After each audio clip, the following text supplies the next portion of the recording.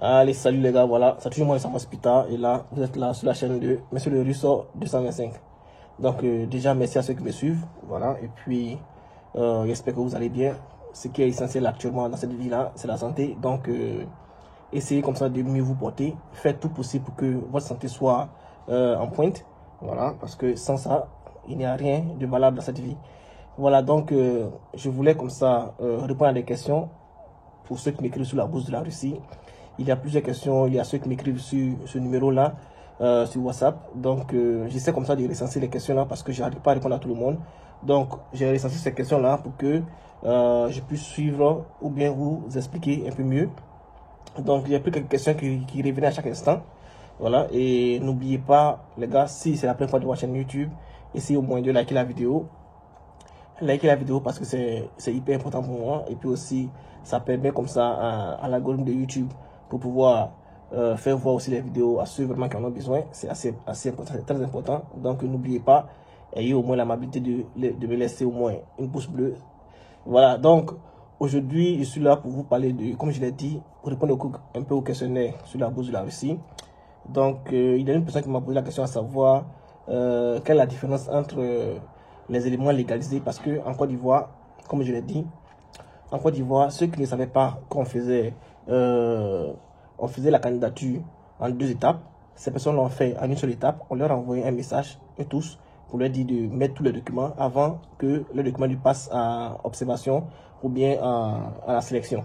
Vous voyez. Donc, sur le message qu'ils ont reçu, ils ont essayé d'expliquer un peu. Ils doivent certifier des documents, ils doivent traduire des documents, ils doivent légaliser des documents. Voilà, donc ces personnes-là ne comprennent pas bien en réalité ce que ça signifie et tout ça.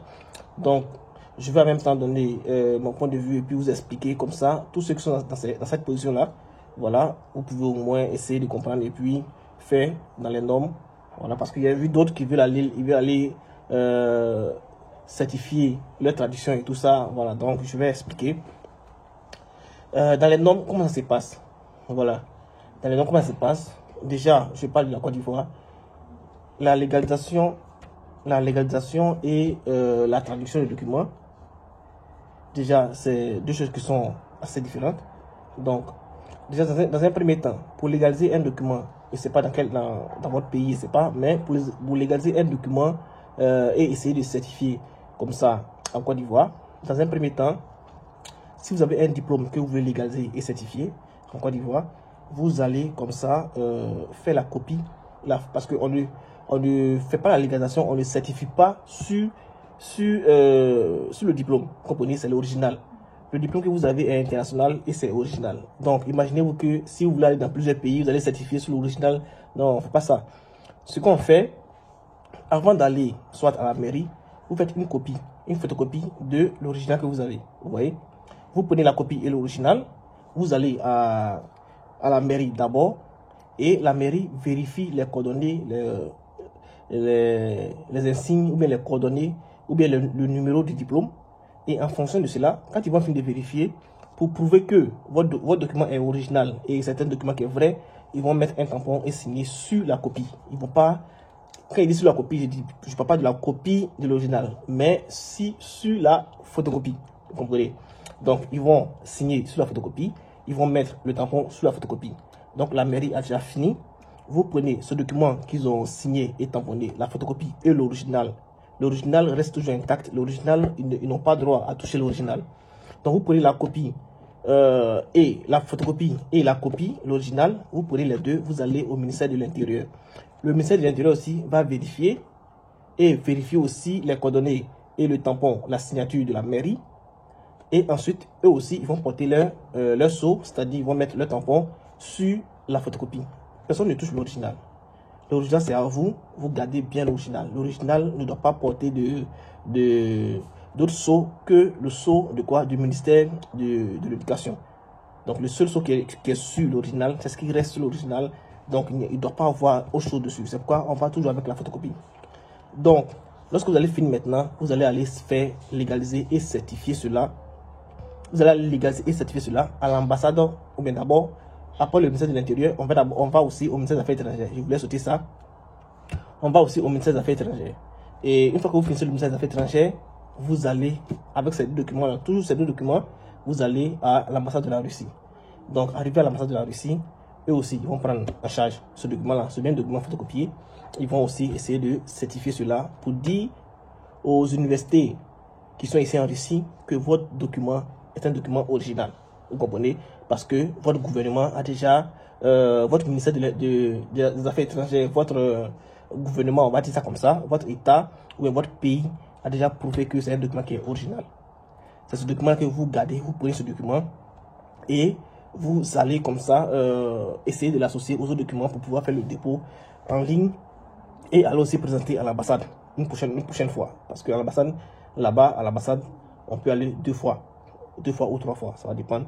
Mais c'est pas une seule fois qu'on dépose en même temps tous les documents et on présente en même temps et on sait et en même temps on a les résultats. Non.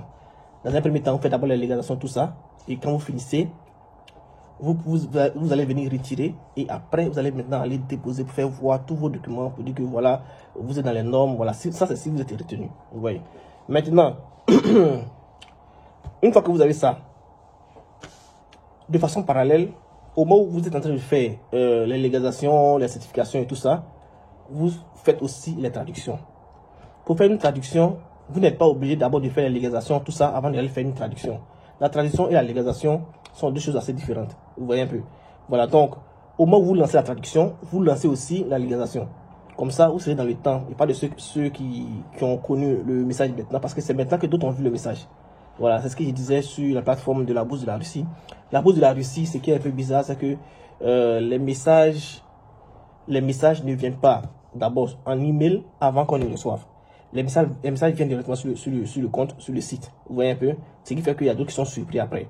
On a l'habitude de consulter plus notre mail parce que c'est direct, c'est rapide, c'est sur notre téléphone.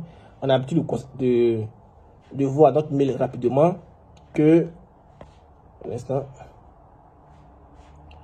On a l'habitude de voir notre mail rapidement que notre compte de la Russie. Vous voyez? Donc, c'est pourquoi il y a d'autres qui voient d'abord, qui attendent et qui ne voient pas vite le message sur le compte.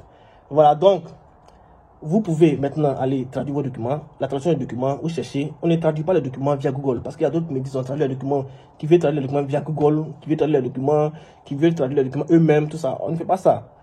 Lorsque vous traduisez un document, vous devez aller à l'office de traduction qui est reconnu. Quand il dit reconnu, ça dit que l'office est légal. Il y a des codes de l'office, vous comprenez un peu, qui sont reconnus par votre gouvernement ou bien par votre communauté et tout ça. Parce que lorsque vous allez finir de traduire votre document, la maison de traduction, l'office de traduction va mettre son tampon, va mettre ses coordonnées dessus, va mettre tout pour que s'il y a un souci, on puisse les contacter et pour que les gars puissent prouver leur titre de traduction, leur titre de traducteur, leur titre de... Voilà, vous comprenez ce que je veux dire. C'est comme ça. Donc, c'est pas vous-même qui devez aller comme ça sur Google ou bien aller dans un coin pour aller traduire. Non, vous-même, vous ne pouvez pas traduire. Donc, vous devez forcément aller payer et traduire. C'est comme ça. Voilà. Donc, vous n'êtes pas obligé, je le répète encore, vous n'êtes pas obligé de traduire un document avant d'aller légaliser et certifier à l'ambassade. Non. Le document traduit, on ne part pas avec ça à l'ambassade pour aller légaliser ou bien pour aller faire. Non. Vous traduisez, vous notariez. Quand on dit traduction notariée, c'est-à-dire que après la traduction, la maison de traduction envoie vos documents à leur notaire. Parce qu'eux-mêmes ont leur notaire, ou bien ils sont liés à un notaire. Vous ne pouvez pas prendre une traduction d'une maison pour aller dans un autre notaire, chez un autre notaire pour aller faire. Non.